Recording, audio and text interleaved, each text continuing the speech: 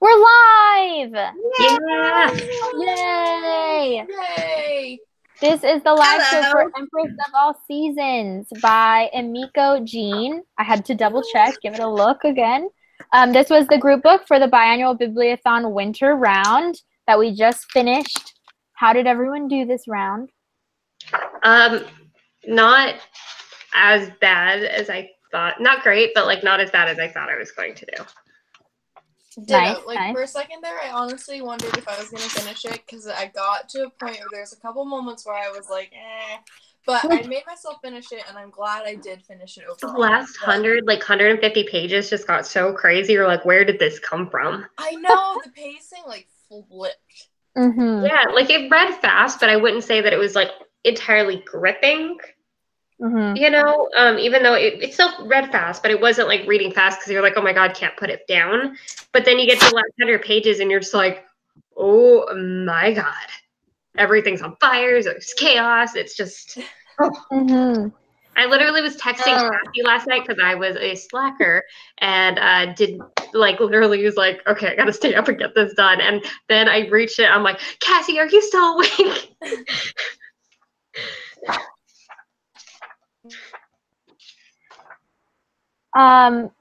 If anybody in the chat has any questions for the book or for how we did in the Bibliothon or anything like that, you're more than welcome to ask. We're all checking the live chat, so make sure you're asking the questions in the chat box, which is to the right and under where you're watching us if you haven't used it before. So what did everyone give the book? What star ratings? I gave it a 4. I gave it 3.5. 3.5. And unfortunately, ZARRIAH. Oh, there's ZARRIAH. Oh, there's I literally just tried disconnecting from my internet and using my cell service and seeing if that's more reliable because my internet is being. Oh no. Well, ZARRIAH, what star rating did you give Empress of All Seasons? I'll give it a 3. I still hadn't like completely decided, to be honest. But for me, I would say it ended up a 3. Like for me, that's like good. Not great, not a favorite, but I didn't completely not enjoy it either. Mm-hmm. I think that about sums it up for me too. Brittany, what about you? Just pre-warning, I'm having a little bit of technical difficulties, so I hope you can hear me. Is it cutting out? It's cutting out a little bit, but you're mostly fine. Yeah. Okay, so bear with me while I fix this, but I do want to say I rated it about a 3.75. I was debating between 3.5 and 4, and then I just couldn't decide, so I put it at 3.7. Oh wow, I'm surprised I gave it the highest rating. Dang, I gave it a 4. Okay. I gave it a 4 because I loved how fast paced it was. And I liked the characters, like each on their own. I loved the characters. I had issues with like the insta love was weird, and I also, once we get into spoilers, I have so much to talk about. Right. Some of the character development, because there were things that happened that I felt weren't realistic to what we were given at the beginning to how it ended. Like, I agree. I kind of feel like, just speaking in very general terms, not getting into specifics yet, but for me, I found a lot of times like I saw what the author was trying to do, and I appreciated and even liked the direction she was attempting to go. But I feel like it like got a little bit messy for me, I feel like, rather than, you know, her being able to accomplish it in, you know, a sort of succinct way. It just sort of got a little bit hazy, almost like she was trying to do too many different things in order to like accomplish this. It was there, like it was definitely there. I just feel like it's sort of like a marble statue. It just needed to be whittled away a little bit more to really get it where it needed to be. And I feel like if I was an editor, I would have had her tighten up the story quite a bit. So speaking of like the way that she wrote it and stuff, before we get into spoilers, how did you guys feel about the writing style? Like the snippets of the gods and... I kind of liked the snippets of the gods. For me, knowing it was based on Japanese folklore and not knowing a lot about Japanese folklore, it made me more interested in wanting to read more about it. At first, I couldn't decide. I'm like, is this cheesy or is this cool? Like, I'm not sure yet. And then it kind of grew on me. But I do realize that there were just times in the writing in general, not just in those snippets, where I was just like, I don't really know what's wrong with this line, but this line just sits weird with me, you know? And that would just happen like throughout the book. I'm like, this just seems like such a strange way to say it. And not in a fun stylistic way, just in a, I don't know, it's just a little awkward. I felt similarly in the sense that I really enjoyed her concepts, and I really enjoy most things that are Japanese, and like, so I enjoyed all of that coming in, and I saw what the author was trying to do, but sometimes the execution of it fell short for me, and it almost felt like in the beginning it was a little bit slow going. I didn't mind because I knew she was world building, but it was a little slow, and at the end it was like chaotic and very rushed, rather than feeling like it picked up in pace for me. It almost felt like it just got chaotic.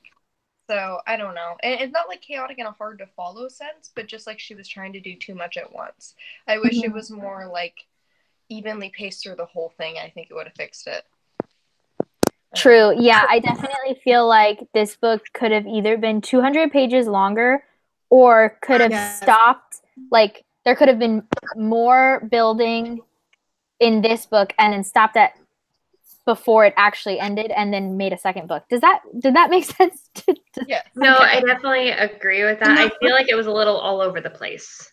Yeah. But that being said, I really loved the God snippet. Sorry, Brittany. Totally cut you off.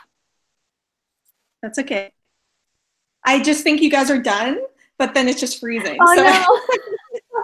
I was just going to say, I felt like a good duology, because it was just like so quick at the end and so wrapped up, and like I was like, oh, like that whole could be like a whole duology book and more growth, and I don't know, I think it could have been a really good duology. And again, I won't say any spoilers, but just adding on to Brittany's comment about the ending is I feel like with the ending, she was trying to tie in that sort of folklore thing and make you feel like the entire book that you've been reading was part of a folklore. And I feel like that's what she was trying to achieve with that ending. And I get that, but at the same time, it just sort of, it felt like she knew where she wanted the story to go at the end, but wasn't entirely sure how to flesh it out. And so she just sort of did this like, okay, well, we're basically at the end, so I'm just going to sum up what happens instead of actually giving you an ending. Yeah. You know, and that was just, I understand you wanted it to come across like, oh, I've been reading folklore this entire time, but it didn't come off as like a fun, creative twist on the style. It just came off like you didn't know how to write the ending. Yeah, it just felt rushed, I think, which is interesting because I loved the pacing of this book in general, but then the last like 25 pages or like the last 50 pages felt too rushed. And she really like tried to, it was some of the action scenes were really like, she took her time to describe them and they were really fun and they were really epic. And then there was just other times where it's like, almost like she got bored of writing it, so she just sped through it. Yeah, definitely. Okay, before we get into spoilers, we do want to make our regular announcements. So one of them is that we do have a live show coming up for Arch Enemies. We don't have a specific date yet, but it'll probably be at the end of the end of February, if I had to guess. And that'll be on this channel, and it's for our Biblio Book Club, which is our quarterly, every 3 months book club. So yeah, we're reading Arch Enemies, which is the sequel to Renegades. So if you haven't read those two books, get on it so that you can join us for that. Make sure you're following us on Twitter because that's where we'll be announcing all of that. Starting today, the Instagram hosts are also posting their winners on our Instagram. So all of the Instagram winners are being posted once a day this week. And then next week, the blogger hosts will be announcing their winners on Twitter, on Instagram. Sorry, I can't talk. On Instagram as well.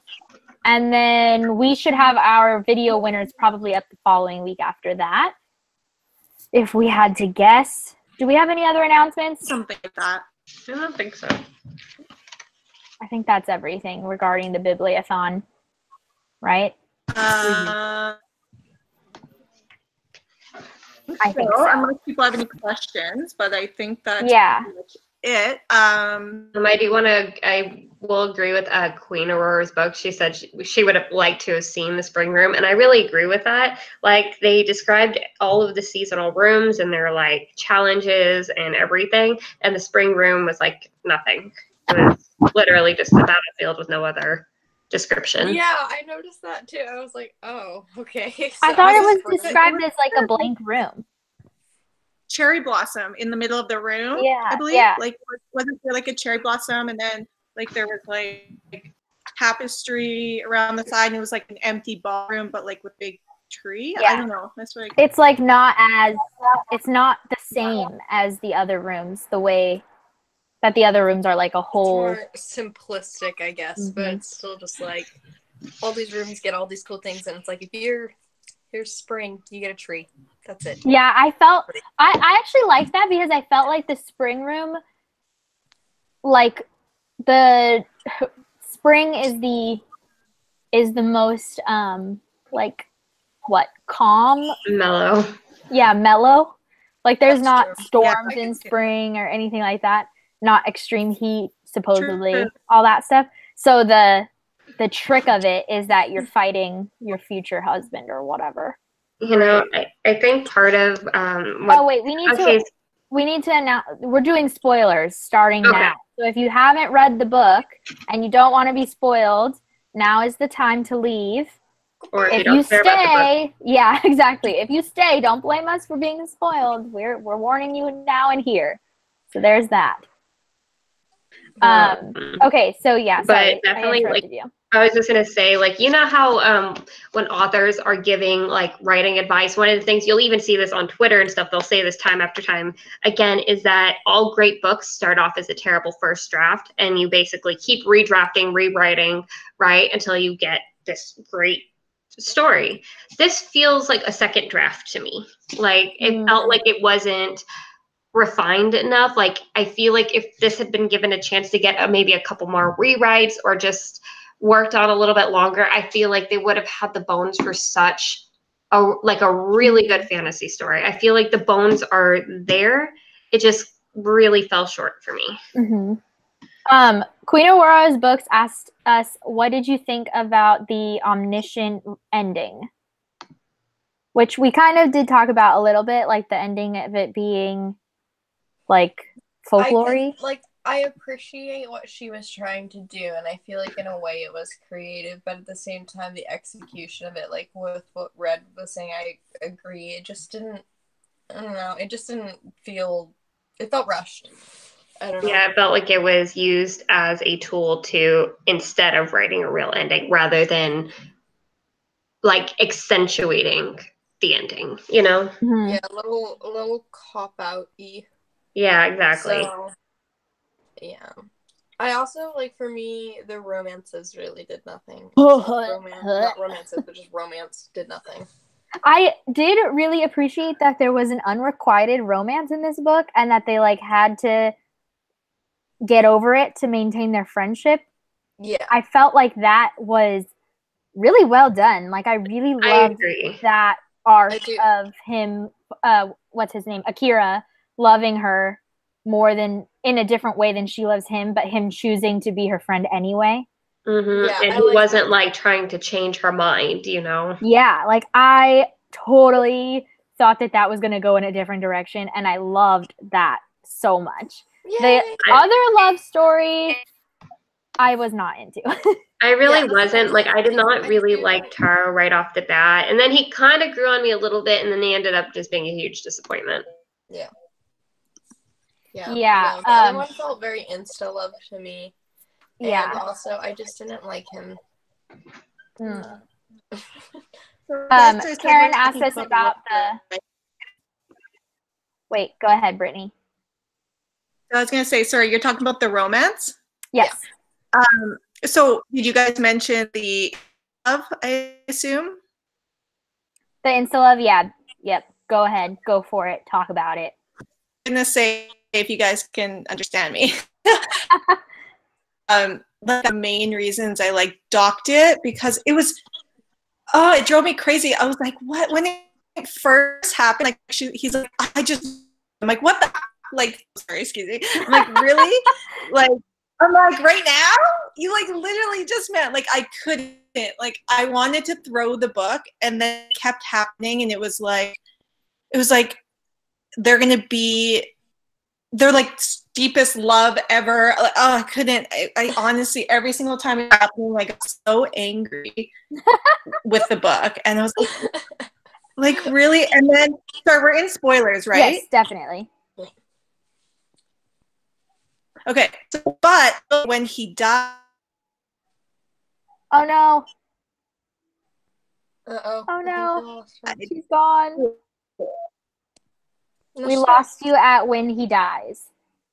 Oh, frick. I said, and then he died, and then she died. I thought she actually died. I was really sad. Like, I actually thought she died. Yeah. Okay, so, oh my gosh, so many feelings. Okay, regarding the insta-love, I was trying to, like, let it go and let it be and, like, be okay with it. And I was so in it. Like, I was fine with it being insta-love. I, like, got to that moment. I was like, okay, Taro, he seems like a good guy. He's against the evil emperor. He doesn't like him. I'm all about this. And what kills me is the character arc from him being insta-love, in love with Mari, to 100% distrusting her. Because in my head, if it hadn't been insta-love, if this was a realistic falling in love thing, I could totally believe that he would suddenly not trust her. But you had me in the insta-love. I was ready to forgive it. I was ready to be all for this crap of insta-love. And then you went backwards into the not insta-love thing. And I was like, no, you have to pick one. You can't go back and forth. And then Totally. the thing about the dying, that I was ready to be, okay, she dies first. Like, she fake dies, but she dies first. And I was like, okay, is this going to be a martyr moment? Like, I'm ready for it. I was so willing to give this book my feelings. And then he dies, and I was like, okay, so many martyrs. I'm so ready. And then it, like, didn't work, and then she was alive. And I found the whole part of, like, everyone being for it, like, supporting her as the new Empress. I was like, bull. Like, yeah, no, they're all just gonna, like, suddenly just, hey, new Empress. Yeah, no, I did not believe it in the least. Like, even from the first moment when that the samurai, like, bows to her, I was like, that's unrealistic. What? Sorry, I had to, like, mute it to have a conversation about it. That's okay. But catch me up. We were talking about the insta-love, and then I was also talking about how the fact that, like, everyone supports Mari as the new Empress was unbelievable. So either one of those I'm like, topics. didn't you all just, like, hate yokai, like, 2 seconds ago? It makes sense that the yokai would support her. Right. But Absolutely. am I pronouncing that right? I don't even know if I'm pronouncing that right, but that's I think how I've been pronouncing it. But it makes sense that the yokai would support her. But out of the samurai, why? Okay, if you had somebody who is not only a blood heir, he was a terrible person. I don't think he should be emperor. But you have somebody who is a human blood heir, and yes, she was empress, but she literally married the guy like a day ago. Yeah, you don't even have time to, like, loyalty support her first. Yeah, it doesn't. Especially for somebody who's yokai that literally is half responsible for the death of your emperor and your other emperor. Mm-hmm. I mean, I know that, like, technically Satoshi was the one that was responsible, but you know what I mean. Yeah, but, like, they don't even give it time to, like, let the public know that to choose to support her. It doesn't. What? It just didn't make any sense. Also, okay, so this is not quite related to that, but just talking about how they're like, okay, so there were elements that I, like, wholeheartedly loved that the author was trying to do, but then sometimes it just sort of, I don't know. Like, for example, I love that she really incorporated this theme of strong women and fulfilling yourself, and even acknowledging that sometimes we do think we need another person and we have to learn to move on past that, like such as Mari being faced with this decision after they escaped from the winter room. right? Of like, okay, I can go and try and warn Taro, who's turned his back on me, or I can pick my friends this time and try and save my family. And in that moment, she makes the right decision. Like, she completely does. And that never happens in YA ever. So things like that, I really appreciated. But there were times too where I'm like, okay, I really, really love the strong women. I love some of the role reversals that they have going on, and these very badass women in self-sufficient, like, female societies. But sometimes it felt like a little over the top in how it was executed. I don't know if you felt like that at all, but sometimes it felt like a little bit like, okay, I appreciate what you're doing, and this does need to happen in literature, but I feel like the way that it was executed felt so fake. It did. And that was the thing, is like, I love the themes that you're trying to incorporate, and I don't even mind having a lot of it, but it was just done in a way where you felt like punched in the face with it. I don't know.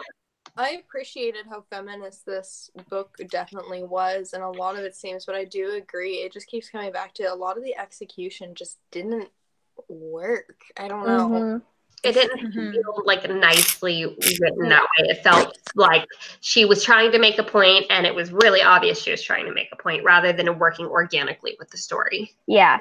The thing, I think what frustrated me... Go ahead, Brittni.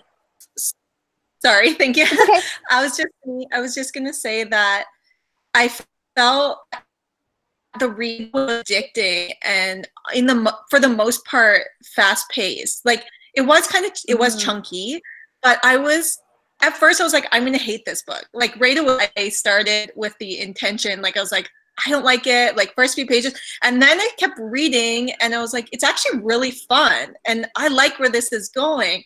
And then it was at the very end, like, the whole epilogue thing, that was like, no. It was like, but I found, yeah, it was really fun though, and I read it really quickly, which was really nice, and I enjoyed myself reading it. I love the concept, I love the rooms, and I was saying to the group, I was like, this should be marketed as the Hunger Games meets The Bachelor. Yes. Yes. is really what it is. But I love that it wasn't come meet the prince and be a damsel in distress. It was more so, in order to do this, you got to be like badass and like a warrior assassin. And I like that, even though there's still kind of something that was annoying. But overall, I really enjoyed where she went with it and the concept, but the things that really brought it down, the instant love and like weird pace, and then the ending just threw me off completely. But, yeah, I 100% agree. Like, I have a lot of like things that I can talk about and like break down on what I didn't like, but overall I did really like this book, which is why it was still a really fun book, which I feel like is why it's 3.5 stars. It's not 2 stars. I didn't hate it like by any means, but I feel like it had the potential to be a 5-star book, and had the writing been stronger, I think it could have been a 5-star book, because the concepts and the Japanese folklore that she included, and even some of the themes of the characters, had so much potential. Yeah. I'm walking away from it definitely feeling like I had fun. It didn't quite execute all the way, but I would certainly pick up something from the author down again. And see how her writing progresses, because I feel like she could produce some 5-star books, like, if she keeps at it. Or not if she keeps at it, but like if I keep reading down the line her later work. Absolutely. This is her debut, I believe. So it makes sense. I thought she had another book, which is why I was like, okay, so it kind of reads like I don't want to say a poor debut novel, but maybe not even as strong as some debut novels are. But I feel like I looked it up, but I think she had another book that she published. Hold on, let me look. Yeah, Brittni, look it up. And I remember seeing that. I'm like, okay, so this isn't her book. She was the author of We'll Never Be Apart. I recognize this cover by Emiko Jean. Here, I don't know if you guys can see. Is it a fantasy novel? Can you guys? I can't see it. But it's We'll Never Be Apart by Emiko Jean. So not a debut. And I recognize this cover as well. And it definitely, to me, almost like, okay, so do you ever, have you ever been in the situation where you have like a friend, especially when you're younger, and you have a friend that's like kind of dabbling in writing, and then they have you read their stuff, and it almost feels like not fully formed, but the ideas are good. It almost felt less like reading a published book and more like reading somebody, like some story your friend happens to be working on, you know? This is her second novel, yes, but her first novel is a psychological thriller, so this is her first stab at fantasy. Which is a whole different ballgame, I would say. And I feel like part of me kind of put some of this stuff on editors too, because I feel like this is the stuff the editors are supposed to help you work on. Yeah. I agree. Yeah. I think that, like, if she got some other editors in there and things like that, then she could bump her work to 5 stars. It just needs to be fine-tuned. Okay, so somebody asked us or mentioned, I want to find it where it is. Where is it? Someone said, I wish, what's her name? Miki? Why am I blinking? Mari. Would stay dead. Oh. She would have stayed dead. Yeah, if she had stayed dead, it would have made for an interesting plot, but like she finished it so quickly following the death that I think it would have been even messier had Mari died. Well,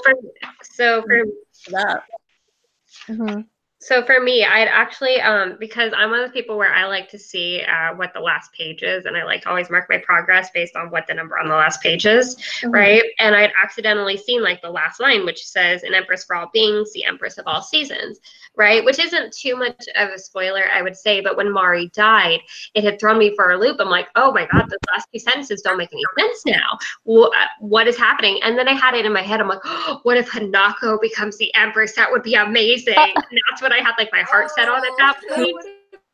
And then Mari came back to life, like almost kind of randomly, really. I feel like the way she came back to life just felt forced.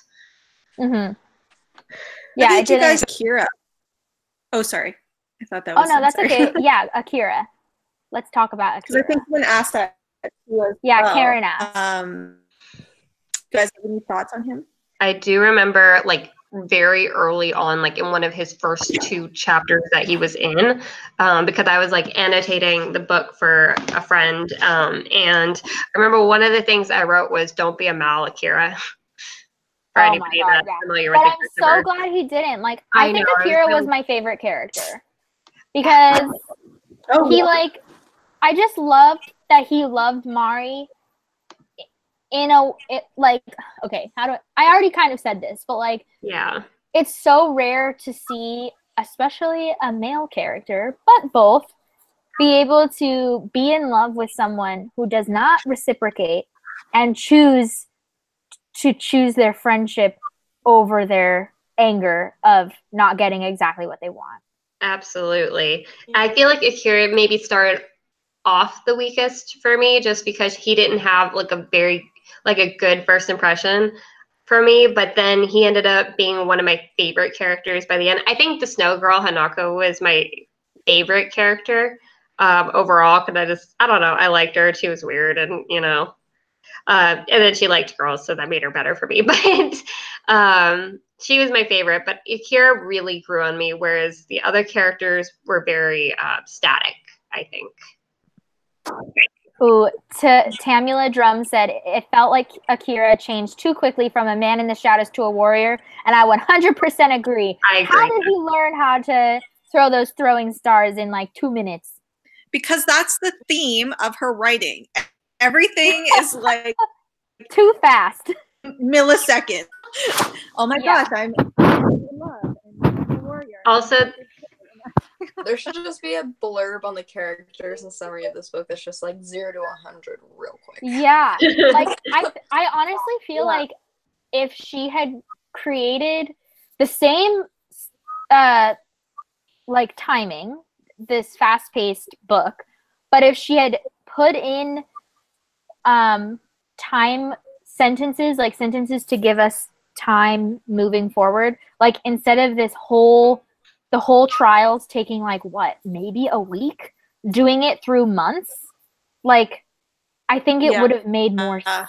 I think it would have felt more realistic if the whole book had taken place over almost a year instead of over such short time. Well, and I kind of feel like even the emperor, like the emperor senior, so to speak, like choice to move up the competitions, you know, and really shove them close together, like all of a sudden it felt more like that's what the author wanted to do rather than it being a rational choice for the emperor. So she just made it what the emperor wanted, so to try and give it grounds for happening.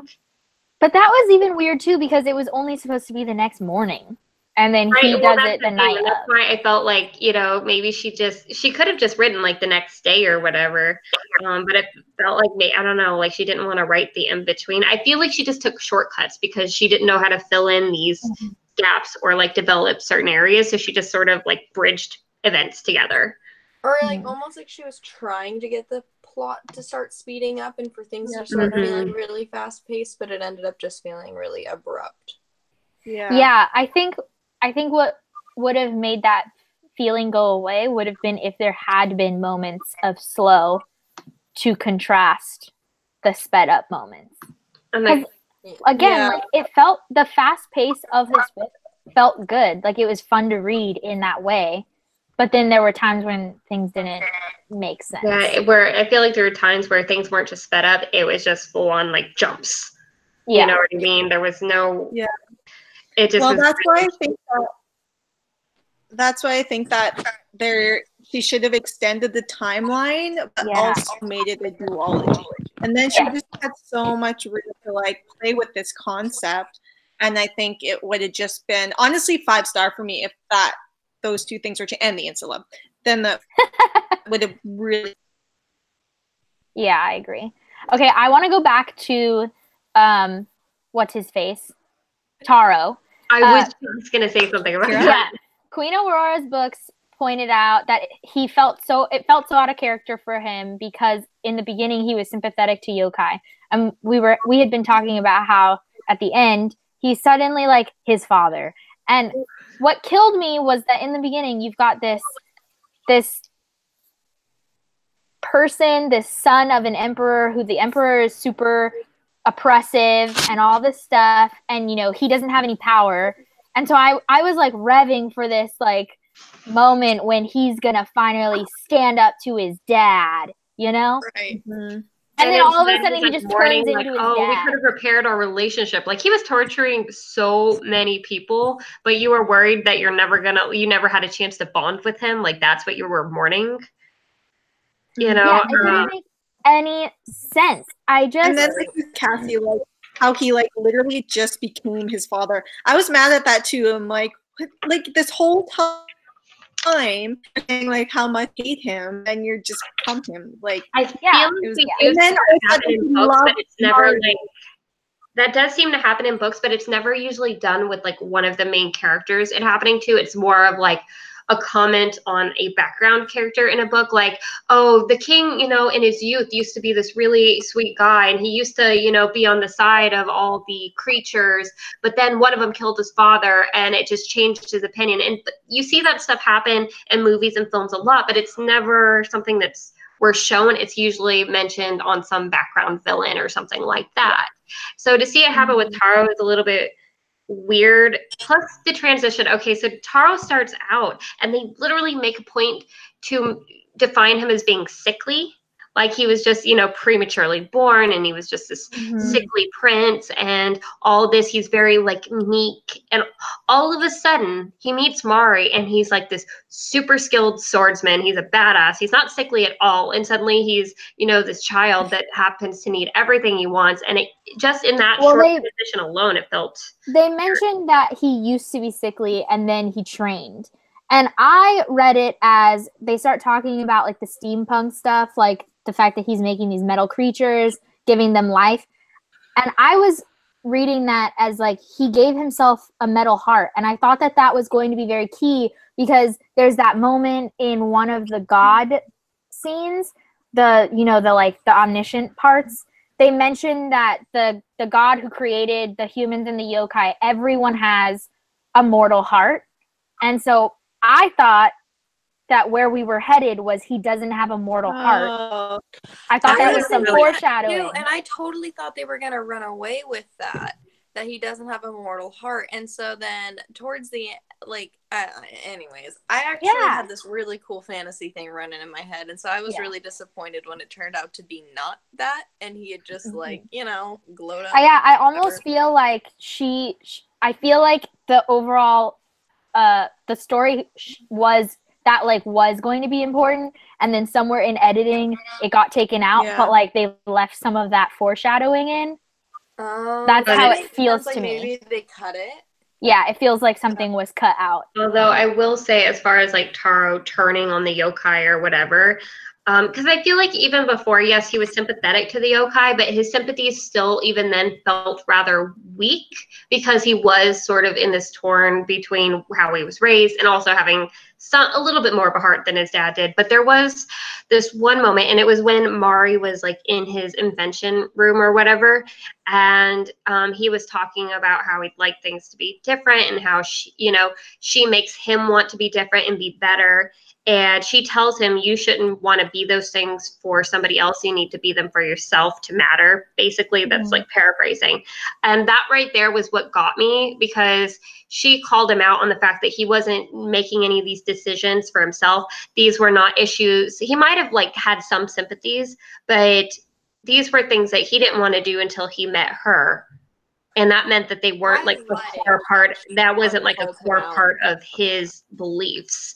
And that made me think right there, like, okay, if he loses Mari, you know, he doesn't have a solid foundation to make him stick to these good causes, because he's not doing it for himself. It just, to me, it felt like there was enough animosity between him and his father that it made no sense that from 0 to 100, he went from really questioning his dad's practices to being his dad, like being him, like not even being similar to him, just being him.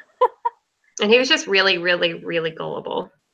It's so weird. So I feel like, talking about feminism again, I feel like although her heart was in the right place in her discussion of feminism in this book, I feel like it wasn't well executed, because I don't know if what happened was she started writing the book with a lovable love interest, Taro, and then at some point changed it to want the female to end up on her own and like, yeah, I can do this by myself. And somewhere in the mix, the editing was messed up. Or I don't know if that's it, because if that's it, then that's just something, I don't know. That could be so many different factors. Because, like, I understand the feminist point of, like, yeah, a woman can do it all on her own. Totally am all for it. But I also don't like the statement of that's the only way to be a feminist, because you can love and be loved without... Yeah, there's, like, an attitude, like a condescending...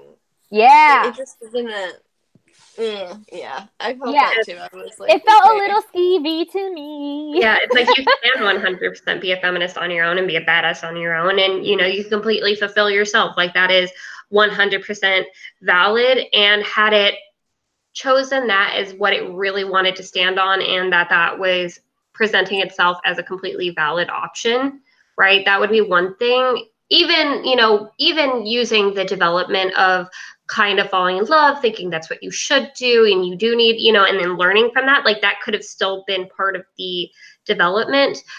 But I agree with you that instead of really pushing it in that direction, it felt like they were raising this one concept while also sort of demeaning the idea of anybody who values their independence and their feminism, and that they're somehow less valid by being in a relationship. Yeah, it felt weird. You know what I mean? And it's like, why don't you just have a relationship between, like, you know, whoever, a woman and a partner, and have that partner also be a feminist? Like, feminists are not only women. They don't have to be only women. Yeah. Okay, my fandom escape asked, or said I wanted... Yeah, go ahead, sorry. Thank you, sorry. So someone mentioned that they wish they were the season book, and I have to agree. Like, I felt like it happened so quickly. Like, they got to the result like really quickly, and I really enjoyed the adventure part where they were going to find the scrolls, and it just was so quick, and I wish those were like expanded and explored and action and just so quick. I agree with that. Yeah, somebody said something about the season rooms, so that was what I was gonna bring up too. So good. Like, if we look at how much time we spent in the season rooms, I feel like it's less than 1/3 of the book. Because like the first third is all going to the palace, and then by halfway point, they're done with it. Yeah, I thought What? it was like, again, it like comes back to the book could have been longer or a duology, or like it just was again the same thing. It was just so rushed, and I was like, oh, because it reminded Hunger Games, and like through those games, I guess, and that was the exciting part of it. And I wish that they were longer, personally. Definitely. Because it was my favorite part was those. Yeah, and like even thinking about the selection, which is like The Bachelor on drugs. Yeah. Right. Like Yes, so much of so much of the selection is spent in the deciding part, like in the part with so many girls. So Well, like a whole book of getting there, and a whole book of actually being in the castle and the whole process of it, and then the whole book of like the aftermath. So yeah. I kind of I don't even like totally want to compare it, because I know, especially in this chat, I am the odd one out, but I can't even help but compare it to Throne of Glass. Like, you guys know that I was not a huge fan of the first book, Throne of Glass.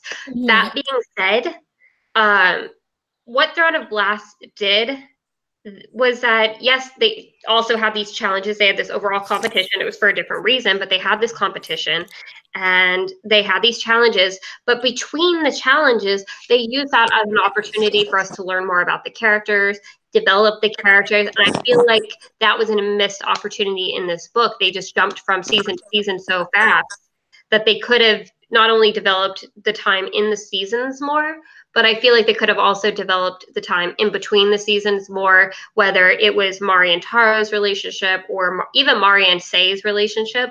You know, I feel like there was a lot of opportunities that were just passed on. Like, there's the event in Goblet of Fire, but then you space it out and you have all this other stuff happening and the culture around it that could be explored as well. Yeah, I was wishing for, like, how did the general public feel about this? And like they mentioned something about like when they're signing the contract at the beginning of the thing, they say that even if you participate this time, your oh god, I can't remember the word, but like your family or whatever can participate next time in the next generation or whatever. And I was like, oh, that's interesting. So there's no like reason not to enter other than the fact that you might die, but like there's no reason to not enter in regards to like the greater family dynamic or whatever, because you can participate next time. And so I found it interesting that they even mentioned that. Weird. I don't know. I think what it is about this whole book is that this world is so extensive. There's so many yokai, so many different monsters, which were all so great that I was like, this world is so huge that it felt like we needed more time to actually experience all of this stuff that she's putting in here. And it's not that like the monsters or whatever, it's not that they were underdeveloped, because I felt like she did a great job describing the ones that were present and stuff. I think I just wanted more, like, which is never a bad thing. I think like, no, like you should want more. We've said is it could be a duology, and I think if it would have been, I would have been here for it. Like, I just wanted more of the whole world and just the rooms being longer and all sorts of stuff. And also, I just wanted, this is sort of piggybacking off some of the conversation in the chat right now, but it is something that I wanted to talk about, was that I felt, this is going back to the idea of attempting too many things that she couldn't realistically execute or finish. For example, I feel like you had this plot line with Hissa, right? Her best friend, animal wife best friend, right? And I feel like they sort of used Hissa as a tool at the beginning to sort of show what happens when boys are born into this village, but also to give Mari this warning that nobody's going to love you for the monster that you are. But then, okay, fine, that's all good and fine. But she didn't stop there with that. When Mari returns to the village, you find out that Hissa left and like, you know, she went to the river or whatever, and then that was it. Like there was nothing else. Like you didn't expand on that at all. I feel like an easy way of being able to tackle this was not having Hissa leave. You know, or you could have said, oh, Hissa died from a broken heart over her son or something. Like there were a lot of ways that they could have wrapped up this Hissa thing or just not really built on that. But she threw this like weird curveball in at the end for no reason. Just totally. I had no interest in doing anything with that information. Yeah. And also, like, her mother died, and it was just like, oh, okay.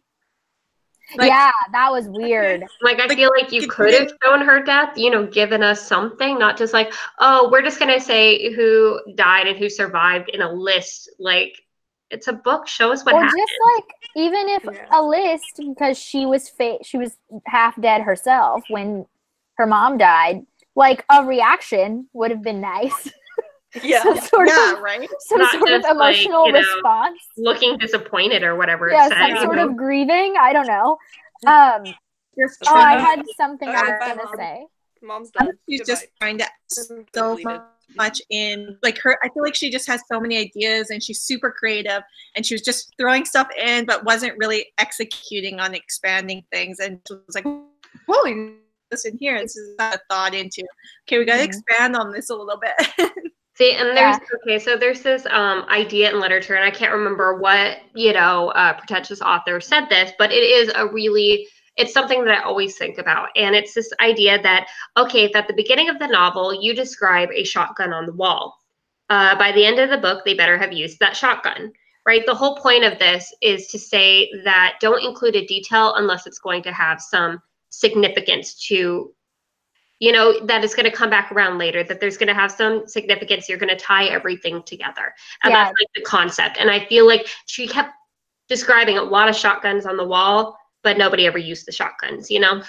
Yeah, that's how I felt. That's why I was expecting something to go on with the mortal heart and how he used to be sickly and then now he's not. I was like, oh, so he got a new heart. Duh. Right. Like, yeah. Where did it go? I don't know. I mean, obviously I was inferring the heart part specifically. That's not stated. This whole steampunk Japanese fantasy extravaganza happening. Yeah. Like, I'm actually really glad it wasn't steampunk because I don't love steampunk. So like when we started getting that, I was like, oh no. Oh no. You're like, oh no. Yeah, and so I'm glad that it definitely strayed away from that. But it was also weird because like there's this it's there in the beginning and then it goes away. It's almost heavily implied, yeah. Anyways, I hate to dip out so early, but I have to go get ready for a wedding and good. Figure all that situation out. So bye, guys. It's gonna be fun. Have a great time. Okay, bye. We're probably gonna wrap up in the next 10 minutes as well. So if anybody has any more questions in the chat, make sure to send them our way so that we can get them done in the next 10 minutes. Did we have another one? Go ahead if you want to listen. Oh, Queen Aurora's Books asked, what did you think of the animal wives? Do you think you could be an animal wife? And we also had somebody ask point out earlier how, like, what did we think about the fact that Mari had to only, like, accept her whole self in order to be turn into the true monster thing. Also, one of those things that I think happened really quickly, like if there were nuggets like throughout the book leading to that, I think I would have been okay with it. But it's sort of like, oh, okay, she just has to accept herself and now she's like a full beast. I kind of wouldn't have minded her accepting herself as half the beast. You know what I mean? Like, I don't know. It just felt like just so rushed and thrown in there. It's like, where the hell did that come from? Yeah, like I would have loved to see her accepting herself throughout the book and her getting more and more as she transitioned. Every time she transitioned, getting more. You know what I mean? Yeah, as sort of stages of, like, visual stages of her self-acceptance. Yeah, and like her not knowing why she was becoming more animal every time she transformed, and then maybe having that moment clicking at the end would have been fine. But I would have liked to see more of a transition than from, again, 0 to 100. Oh, this is not it's kind of an animal wife thing, but sort of not really. It's a Mari thing. This is just one thing I wanted to comment on because it annoyed me so much. When the book first started, right, and like it starts with Mari in the room and she like beats up the samurai and you think she kills him, right? I just was like instantly like, okay, here is a badass that follows through, you know, because that is such a problem that I had in a lot of books, particularly fantasy books. That was a big issue that I had in Throne of Glass. It was a lot of talking like, oh, I can do this, you know, but never actually happening, no follow through. So I was like, all right, here is a woman who like, she goes for it, you know, she just does what needs to be done. But then you find out a few chapters later that she's never actually killed anyone. I'm like, why? Why does this always have to be a thing? Why can't they just kill them? Like, I did like, though, that Akira can see the souls and like the markings on their souls. And I really wanted Hanako. Is that her name? Did I get it right? The Snow Girl. Yeah, I really wanted Hanako to end up being worse and not end up being a good character, because I was looking for some point of bringing up the soul marks. Like, Satoshi also has soul marks on his soul. Didn't he say that Hanako had a lot of black spots on her aura, though? Yeah, he does. So I was looking for like, okay, this is clearly like, you're a bad person because you're killing people. But then you never see it. Yeah, but then she like her is like Lavana from like the Lunar Chronicles, like that kind of vibe. And like, you know, like she's wounded from what's happened to her in her life, but she doesn't, you know what I mean? Like that's just who she is. And that's like those from her. I wanted her, okay, there's a revolution in this book, right? There's the yokai that are revolting, and she's kind of the leader of it. She is the leader of it, I believe. And then you have the other side who's doing bad things too, the emperor, and you have Satoshi who's also evil. And I really wanted to see that more nuanced dynamic of like, even though the resistance is right and there shouldn't be slaves, everyone should be equal, that doesn't mean that every way that you try to resist is right. And so I kind of wanted to see that more nuanced dynamic of like, there is a wrong way to form a resistance. Well, but then it didn't happen. And like, to an extent, I would agree with that, and focusing more on Hanako again. Like, okay, the fact that they identify that she's killed a lot of people through the holes in her aura or whatever, right? And I liked that. And although I didn't perceive her necessarily as like this evil person, I took her as somebody who was very skilled and maybe wasn't a bad person per se, so much as this was somebody who had no qualms about doing what needed to be done. You know what I mean? Like, sure, she's not going to go killing some child in the middle of the street, but she's not going to, you know, she's still going to sleep at night after her kills, like no problem. And that's kind of how I perceived her. And she was supposed to be this badass, but I feel like she kind of just gave orders to everybody else. And then when given the opportunity, she fell short. And I'm like, okay, where is this like killing badass that you've been like telling us about? Like, because she's not acting like it. Yeah. You know what I think I was hoping for is, have any of you guys read this? Wait, what's the first one? Their Broken Stars? This Shattered World. Yeah, I do. Their Fractured Light. Yeah, those books. Yeah. Not the last. Those books have a resistance going on, and you get to see like how there are mistakes on both sides, and there is definitely a good side and a bad side, but the good side even has its issues, and it shouldn't be doing it the way that it's doing it. Right. Like the cause is right, but the actions aren't. Yes. And like the ends don't always justify the means. Exactly. And so I thought that's where we were headed with the soul talking. And like, it also reminds me of our Dark So you're Duet. constantly getting disappointed.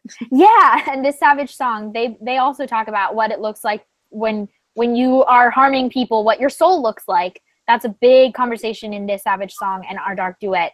And I love that topic. Like, I love that concept of seeing what happens to a soul when you hurt people. And like, this book started it and then didn't follow And again, through. it's just another shotgun, you know? Yeah. Like, and I over and over. Also, I see like a lot of comments about like, oh yeah, you know, it needs a sequel, it needs a sequel. And I definitely see where you're coming from with that. And I think for me personally, I would have wanted a sequel if this was set up for a sequel. At this point, with this being the book it is, I don't want a sequel because they have messed up so many things in this first book that I don't feel like a sequel is going to fix it for me. It could probably tie up some of the loose ends. But that's all things that I either should have had in this one. No, that's exactly what I meant by that. It was, or I feel like this book should have been set up like a first book, and then I would have wanted a sequel. As it currently stands and how I currently have it, I don't want a sequel for it because I shouldn't need another book to almost like fill in the pages. You know what I mean? It should have been set up that way, or, you know, they should have done it all in the first book and just made it longer. I think this would be a good question to end on. Do you guys agree? The conversation of having more books. That's what I meant when I said sequel, was exactly what Red said. Like, her intention was, this is going to be a duology, going to set it up like a duology for sure. And I probably wouldn't read a sequel if it was based off of what is written now. Same as Red. I agree. Exactly. 100%. If they were to start completely over on this series, like, okay, like, let's chuck this first book and let's redo this, I would absolutely read that. I would absolutely read a duology or even a trilogy of this being completely just redone. Absolutely. Yeah. But if this is supposed to stand as the first book and then get a sequel, I don't think I would pick it up. I am more positive than the two of you because I would definitely read more in this world. I think that it would not do well being a sequel, though. I think just like Karen said, she said, I think we need more books on the other characters. And I don't even know if I mean prequels, but like we could definitely live in this world for more than one book. Like, this world is so detailed and intricate and big that Emiko Jean could spend like 15 books in this world and get so much in it. And just like Cassie Clare, the way Cassie Clare sets up her stories and her world building is fantastic. And Emiko Jean's is too, in my opinion. I think that there's so much in this world that you could definitely get more books. I don't want it to be spent with Mari. No. I don't need more Mari. But like, if Mari is the Empress over there and we're talking about other characters under the Empress, like the Empress is just like mentioned outside and is not part of the story, I think that would be fine. Or if it was in a different timeline, I don't care, but I would love to see more yokai. I agree. I thought that some of the ideas were absolutely golden, and I loved the yokai and learning about the different yokai, because the yokai were not things that I'd seen before or read before. If I were looking at, like, say, not sequels so much as companion novels to this, I don't think that I would want one on Akira, just personally, because even though I did end up really liking him in this story, I just don't think that I want an entire book with him as the main character. I don't think I'd be interested if it based solely around him, and that's just not really because there'd be anything wrong with it. It's just not personally what I would want.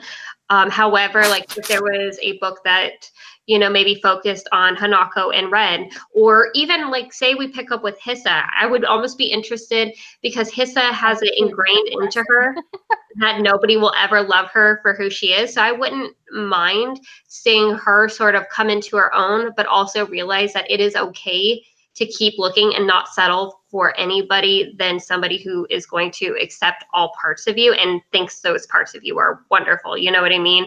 And that it's okay to not settle for anything less. Mm-hmm. So like, or not sequels, but like companions on those, I would probably pick up. It just would depend on how it was angled and who it was angled on. Yeah, I could even read something about none of the characters we have now. Like, if she wanted to pick up on a whole different set of people, but in the same world. What if we did a runaway priest? I don't know. The priests are gross. I don't like it at all. Think of it like, what if you had somebody that grew up as a priest, and let's make it a woman because, you know, let's do it. Right.